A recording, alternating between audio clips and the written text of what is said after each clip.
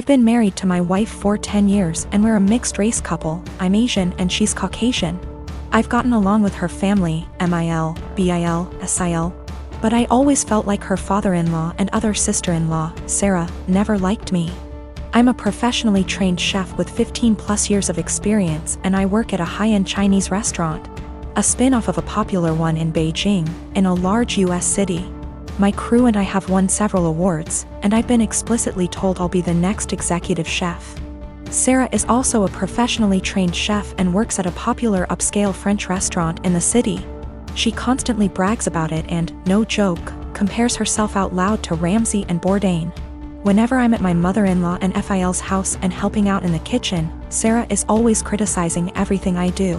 Whether it's chopping, braising, marinating, etc., she always butts in with comments like, I think you should actually do X like this. I've been patient for my wife and sidestepping those comments, saying things like, thanks, but I think I'll stick to the way I do it. Things came to a head 2 weeks ago when my wife, FIL, MIL, and I were in her parents' kitchen prepping dinner for my MIL's birthday. We were running a bit behind, so things were heated, which I kind of like because it reminded me of work. And that's when Sarah walked in.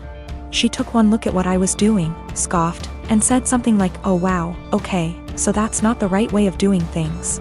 It hit a nerve and I pretty sternly told her to stop criticizing my cooking and that I'm also a chef like her. She laughed and said, making kung pao chicken at some Chinese restaurant doesn't count. The kitchen went silent, father-in-law snorted / chuckled, and my mother-in-law yelled, Sarah, what is wrong with you? I stopped what I was doing, swore at her and called her a racist piece of shit, apologized to my mother-in-law for not being able to stay, and left for home with my wife.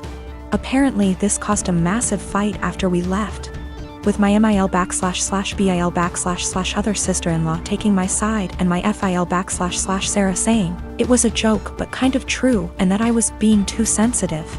The extended family somehow got wind of this and now everyone is arguing and taking sides, with my wife even getting texts from some her cousins apologizing for Sarah's behavior.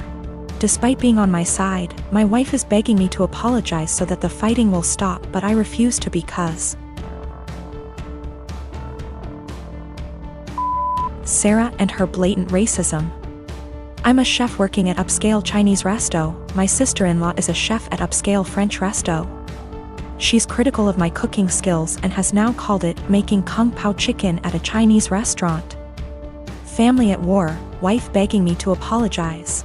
My wife has also informed me that now Sarah may be in trouble at work and she's blaming me for it. Apparently one of her co-workers heard her rant about what happened and reported it to management. So it looks like one of my wife's cousins found this post and put it on Sarah's Facebook wall going, this is you, right? Her FB friends are starting to comment with things like, if this is you Sarah then I'm disappointed. I think Sarah's still at work, shit might be hitting the fan soon and now my wife is pissed too. My wife got a call from SIL. From wife's paraphrasing. Sarah started screaming / crying at her the moment my wife picked up and said that she just got demoted because of her Asian slur husband. Apparently some of her co-workers have her on FB and showed the post to management, which combined with her earlier rant, double whammied her back to being a line cook and now she might get fired.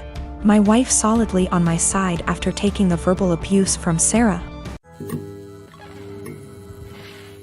Since we met, my boyfriend has been on and off of Tinder.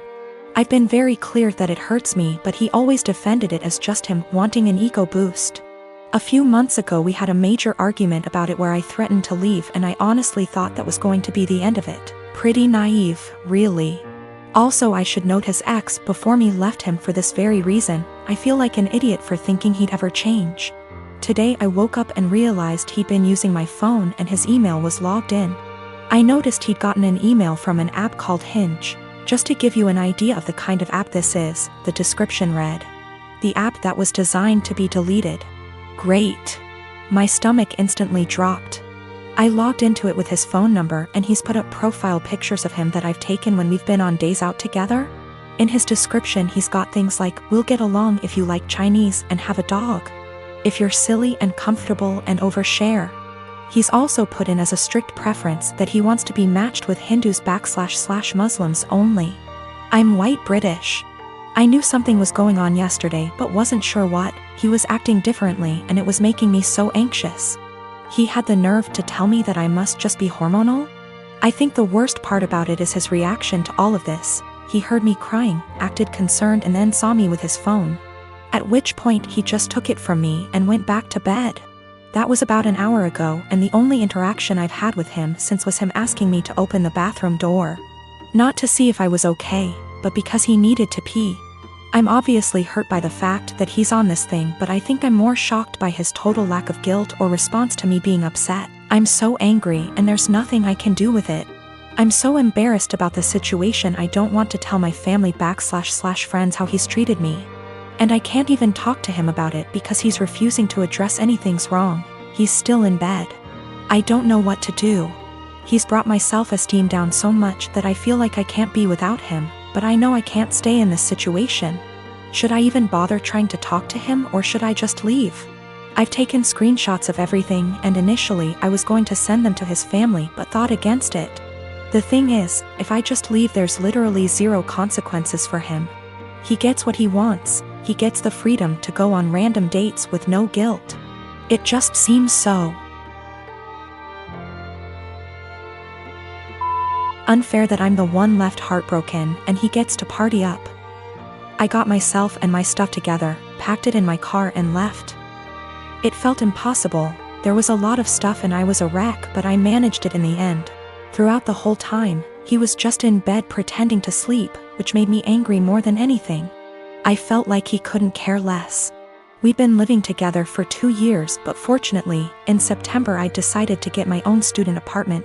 Obviously, I knew then that things weren't going well and thank God I made that decision because now I have a place to stay. Whilst I was sat on the driveway in my car ready to leave, I got a text from him saying, "I'm not going to insult you by asking you to stay or to come back, but could you please leave the keys to the house?" I had already left them, but that last dig at me made me so mad and hurt. No apology, no goodbye, just leave the keys.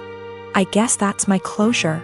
I'm sad that this shit show of a relationship has come to an end, angry that it happened the way it did, but funnily enough, I'm relieved. I can do what I want now and get on top of my self-esteem issues. I'm driving down to see my mom and the rest of the family tomorrow. I haven't seen them since Christmas and I absolutely cannot wait. The anger's still there, but I'm just going to get on with things. I absolutely cannot waste any more energy on that guy.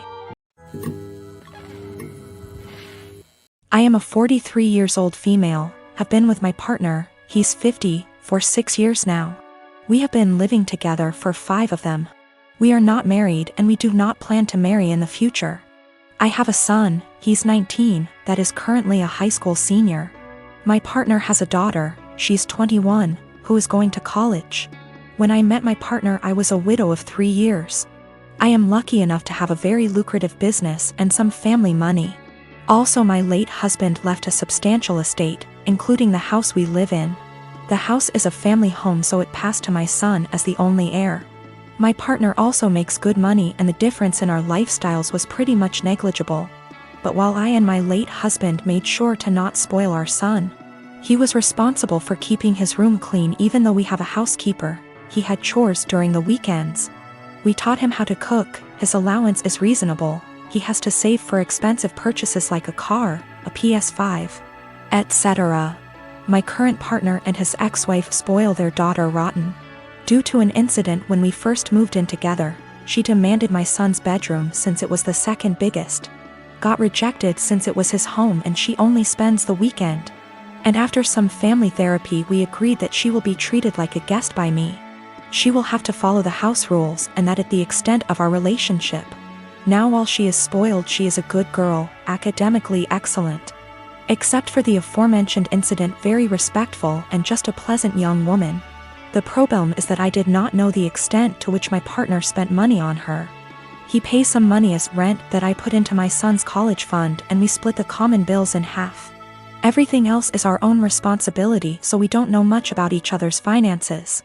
Now my son is planning to do a tour of East Asia during the summer and I was happy to give him the money to do so, as a gift for getting into a very prestigious college. When my stepdaughter heard about it she asked her dad to pay for a tour of Europe, since he didn't send her on one after she got into college. He agreed because he never says no. But he came to me asking me to lend him close to $30,000 because he can't afford the trip on his own. I am not even giving that much to my son, and his plane tickets are more expensive. I refused. I said that since this wasn't an emergency, he can save and send her on the trip after she graduates college. Now he is not talking to me, saying that I am choosing favorites. I have no relationship with his daughter, so I don't know how that even is applicable. And that I am putting money over his happiness and relationship with his daughter. I can easily afford to lend him the full amount, I just don't want to, because his reasons are not convincing enough. I had a 1967 Impala 4-door that I bought in February 2019. A couple months ago I bought my first house that had a 2.5 car garage. I moved the car in and started tearing it down for a complete restoration. I had the body in one bay and the chassis in another, plus the whole garage filled with parts. About 2 months ago my girlfriend came to live with me during this whole crisis, and the whole time has hated that car. She wants to park in the garage, but I have 2 acres of land with a lot of nice places to park under shady trees, or hell, even in the barn if it has to be inside. I tell her tough luck, it's my house and it's not like I can just throw it back together real quick. Anyways, I was out of town for a couple days on a business trip for the small local company I work for. When I got back, my girlfriend was all smiles. Making me food all the time, doing all the chores, all that. I thought maybe she just was happy to have me home, but then I realized that I didn't see her car in its usual spot. I asked her where she parked so I could make sure I mow that area and keep it clean, and she said not to worry because she parked in the garage. I asked how, and she told me to go check it out. Turns out that while I was gone she hired some people to come over and move everything related to that car, including the drivetrain, body, and chassis and all parts, and take it to the local dump / scrapyard. I was absolutely dumbfounded. I had spent over $11,000 on that car, including new parts, services, and the car itself. I told her that I was going to be taking her to court for that, and she brushed me off like I was being dramatic. I told her that it's done between us and to pack her things and leave. I admit I was really angry, but I did end up getting a lawyer. And as I have all the receipts for all that money spent, and I have her on my house's security cam footage letting the guys in and watching them take it all, I think I can win. Her family and friends are absolutely blowing me up, saying it's just a stupid old piece of junk, and that she cannot pay back all that money I spent, and that I should just let it go. But I have been putting all my time, effort, and money into that car for 1.5 years now, and god damn it if I am not going to get justice for what she did. I got a call from her mom about 20 minutes ago, and she told me that I was ruining her daughter's life over a stupid car. I told her she ruined her own life. I've been gathering documentation and stuff, and I'm about to head down to the police station and file a report, as suggested by Lots here. Went to the police station last night, was told to come back in the morning. Just got back and filed an official report against her for grand larceny and grand theft auto. I showed them all the receipts I had for the car and the footage of her letting the guys come and take it, as well as the title for the vehicle in my name. They said they will be in contact with all 3 parties, me, XGF, and junkyard guys, soon, and they will hopefully be able to recover some or all of the car. Just have to wait now. The junkyard guys apparently were in the middle of hiding it when the police came to ask them questions. It was on a forklift, and they were gonna put it on top of a pile of cars that was hidden behind more piles of cars. They said it was theirs and they had the title, but obviously didn't have the title for it, and since they matched the VIN on the chassis and body to the VIN on my title, it was obviously mine. I know at least one person there has been arrested. I think he was in the camera footage I talked about earlier, but if it was the boss or whomever, or even his specific charge. They also told me they would be looking into this specific junkyard for any other vehicles reported stolen. They said they haven't been able to get in contact with my ex just yet, but they're working on it. I'm just so glad they found my car. Luckily, I made quite an album of pictures detailing me tearing down the car, and so I can use that to prove what parts they had were mine, so I can hopefully get most or all of it back. Police haven't let me take it back home yet, as they say it is evidence or something, so hopefully I can get it back eventually. Thank you all so much for the support and advice.